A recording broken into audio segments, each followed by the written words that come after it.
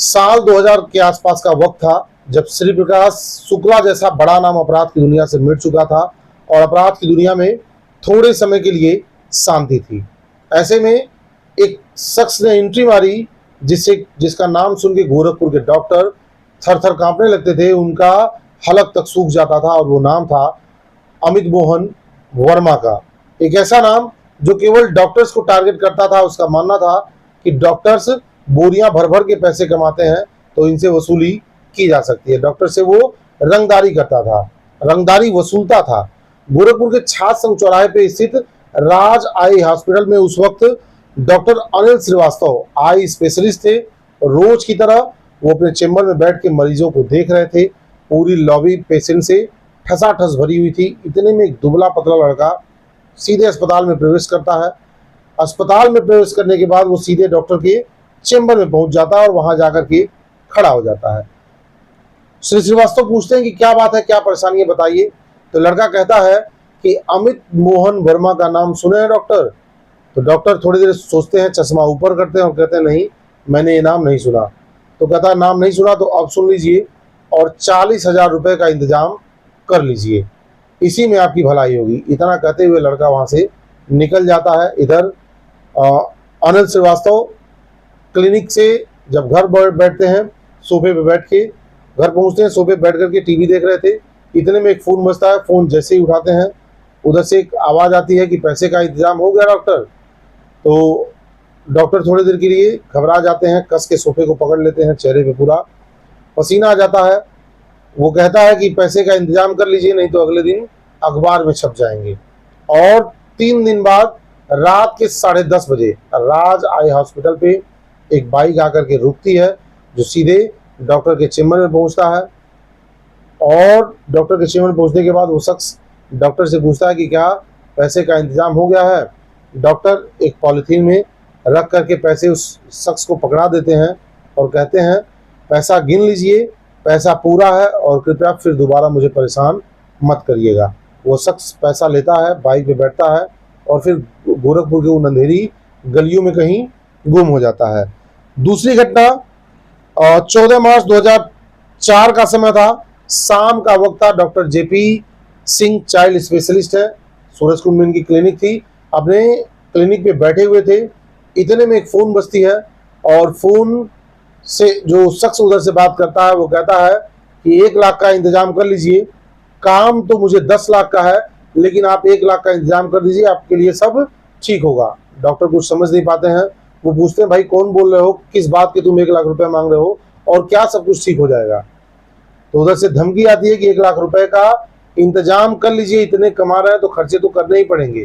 तो डॉक्टर नाराज हो जाते हैं और डांटते हैं, कहते हैं तुम जैसे टोपरियों को बहुत देखा है, फ़ोन रखो, ये मेरे मेहनत की गाढ़ी कमाई है और मैं मेहनत की कमाई किसी टपोरी को नहीं दे सकता। ये बात वर्मा को नागवार लगती है और वो अपने साथी से कहता है पता करो ये जेपी सिंह कहाँ आता जाता है और कब ये घर से निकलता है, कब क्लिनिक जाता है, क्लिनिक से कब निकलता है। तो वहाँ उसका कोई लड़का मौजूद था। वो कहता है कि डॉक्टर जेपी सिंह हर मंगलवार को हनुमान जी के मंदिर जरूर जाता है, उस दिन क्लिनिक जल्द बंद करता है और घर पे भी जल्दी आता है। तो इधर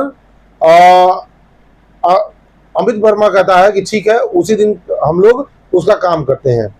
14 मई 2004 के शाम का वक्त था। डॉक्टर मंगलवार का दिन था। डॉक्टर मंदिर से प्रसाद वगैरह चढ़ा करके अपने गाड़ी में बैठे और घर की तरफ रवाना हो गए।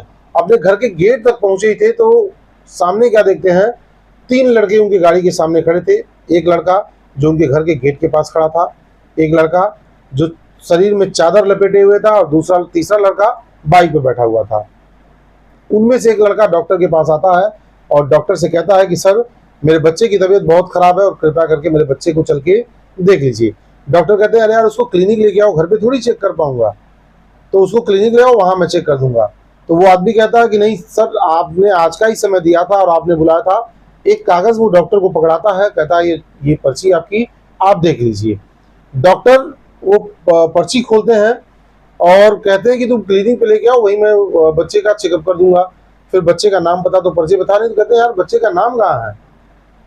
इतने में जो गेट पे खड़ा आदमी था वो बाइक वाले से, जो बाइक पे बैठा था, दूसरे शख्स को कहता है तुम याद रहे बाइक तेजी से निकालना है, और इधर डॉक्टर से खिड़की के पास यानी कार के दरवाजे के पास एक शख्स बात कर रहा है। इतने में वो चादर लपेटे हुआ शख्स तेजी से आता है और दरवाजे वाले आदमी को धक्का देता है और डॉक्टर के ऊपर पिस्टल तान देता है। और उसके बाद पिस्टल तानते ही तार तार तार गोलियों की आवाज गूंज उठती है, और तत्काल ये काम करने के बाद वो तीनों शख्स वहां से फरार हो जाते हैं। उधर डॉक्टर की पत्नी अंदर कमरे में मौजूद थी और अपने लड़के से कहती है, बेटा देखो नीचे पापा आए क्या। डॉक्टर का लड़का यानी जेपी सिंह का लड़का, जो उस वक्त मैच देख रहा था, इंडिया पाकिस्तान का मैच उस दौरान चल रहा था, जब गोलियों की तड़तड़ाहट वो सुनता है तो कहता है, देखो मम्मा इंडिया अभी जीती नहीं, लोग पटाखे अभी से फोड़ने शुरू कर दिए। तो जब काफी टाइम बीत जाता है तो जेपी सिंह की वाइफ को थोड़ा सा डाउट होता है और वो तत्काल नीचे उतर के आती है, देखती है कार तो खड़ी है लेकिन बाहर कोई निकला नहीं। जैसे वो कार का दरवाजा खोलती हैं तो डॉक्टर जेपी सिंह का जो शव था वो लुढ़क जाता है। तत्काल उनको आनंद फानंद में उन्हीं के क्लिनिक भेजा जाता है, जहाँ पे जो चिकित्सक थे इनको देखने के बाद उनको मृत घोषित कर देते हैं। ज़्यादा खून इनका बह चुका था, इसलिए अस्पताल पहुँचते पहुँचते इनकी डेथ हो गई रहती है। तो उधर वहाँ क्लिनिक पे मौजूद डॉक्टर्स भी कहते हैं कि अब डॉक्टर जेपी सिंह इस दुनिया में नहीं रहे। इसके बाद जून का वक्त था, जून 2004 का वक्त था। डॉक्टर आलोकेश बगाची जो शहर के उस वक्त के बहुत फेमस सर्जन थे, ये तीसरी घटना को वर्मा ने अंजाम दिया था। जो उस वक्त के बहुत फेमस सर्जन थे, लगभग 50 वर्ष की उम्र थी, बाल दाढ़ी सफेद हो चुके थे, लेकिन रुतबा और रुआब डॉक्टर के अंदर वही जवानी वाला ही था। अपने कैबिन में बैठे हुए थे, पेशेंट्स को देख रहे थे। इतने देर में एक फोन की घंटी बजती है और डॉक्टर से कहा जाता है कि 20 लाख रुपए का इंतजाम कर दो, नहीं तो अगले दिन तुम्हारा अंजाम अच्छा नहीं होगा। तो डॉक्टर कहते हैं, यानी आलोकेश बागची कहते हैं, बेटा और ट्रेनिंग लेके आओ, तुम्हारी आवाज कांप रही है, तो अभी तुम्हें सीखने की आवश्यकता है। ये कह के वो फोन काट देते हैं। और उस घटना के 2 दिन बाद अपने घर पे बैठे हुए थे, घर पे भी फोन आता है, डॉक्टर को फोन पे बातचीत होती है, वही धमकियां मिलती हैं। डॉक्टर फोन काट देते हैं। अगले दिन वो अपने अस्पताल पहुंचते हैं। पेशेंट्स को देख रहे थे, उस दिन लगातार उनके पीएमटी फोन पे लगातार दिन भर फोन बजते रहे, लेकिन डॉक्टर बगाची ने वो फोन रिसीव नहीं किया। रात के 10:30 बजे के वक्त एक शख्स अस्पताल पहुंचता है, सीधे डॉक्टर के चेम्बर में जाता है।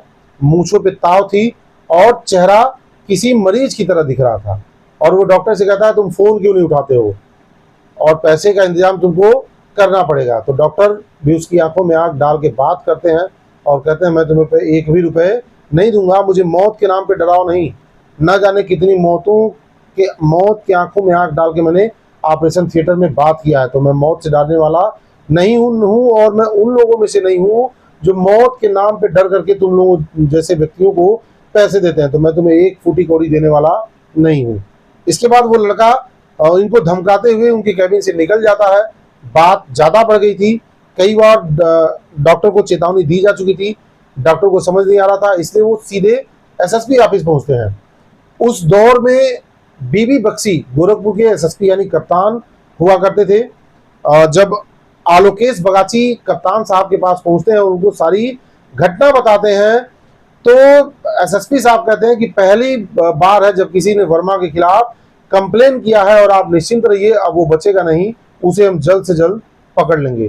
कप्तान साहब ने 3 एसओजी की टीमें बनाई और पुलिस का भी सहयोग लिया गया, और यूपी सहित नेपाल, बिहार, जहां जहां वर्मा का लोकेशन मिलता था वहां वहां पुलिस दबिश देने पहुंचती थी। लोकेशन तो सही मिलता था, लेकिन वो पुलिस के हाथ, एसओजी के हाथ नहीं आ रहा था, वहां टीम के पहुंचने के पहले वहां से निकल जाता था।